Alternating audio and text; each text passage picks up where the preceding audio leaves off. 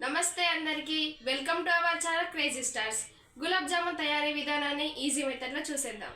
A few moments later. ముందుగా 2 కప్పుల గులాబ్ జామున్ పిండిని తీసుకొని కాచి చల్లార్చిన వాటిని దాంట్లో మిక్స్ చేస్తూ మెత్తగా కలపాలి. ఆ కలిపిన పిండిని కొంచెం ఆయిల్ వేసుకొని గిన్నెతో కవర్ చేశాను. తర్వాత మళ్ళీ ఒక గంజుని తీసుకొని ఒక గంజులో 3 గిన్నెల చక్కెరని వేసుకొని 3 గిన్నెల వాటర్ని వేసుకుంటున్నాను.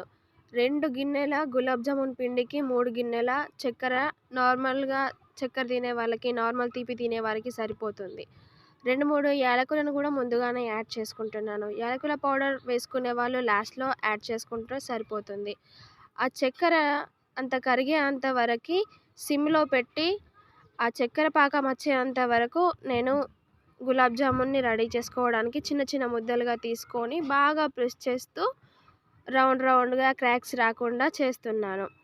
క్రాక్స్ వస్తే కనుక గులాబ్ జామున్ పర్ఫెక్ట్ షేప్లో రాదు. ప్రెస్ చేస్తూ స్మూత్గా కాకుండా బాగా ప్రెస్ చేస్తూ రౌండ్గా చేసుకోవాలి. క్రాక్స్ రాకుండా చేసుకోవాలి. ఆ తర్వాత చక్కెర సిరప్ 10-15 మినిట్స్ అయిపోయిన తర్వాత దాంట్లో ఒక చిన్న లెమన్ని తీసుకొని 4-5 డ్రాప్స్ ఆ చక్కెర సీరంలో యాడ్ చేసుకోవాలి.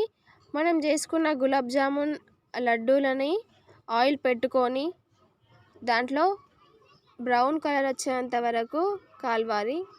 ఓన్లీ గోల్డెన్ బ్రౌన్ కలర్ వచ్చేంత వరకు కాల్చిన తర్వాత మంచిగా అటు ఇటు దొర్లించుకుంటూ మంచిగా కాల్వాలి. కాల్చిన తర్వాత దాన్ని పాకంలో యాడ్ చేయాలి. పాకంలో యాడ్ చేసేటప్పుడు పాకం గోరువెచ్చని దానికంటే కొంచెం ఎక్కువ ఉన్నా పర్లేదు, కానీ గోరువెచ్చని దానికంటే తక్కువ ఉండకూడదు. ఎందుకంటే గులాబ్ జామ్స్ ఆ సీనంని పీల్చుకోలేవు.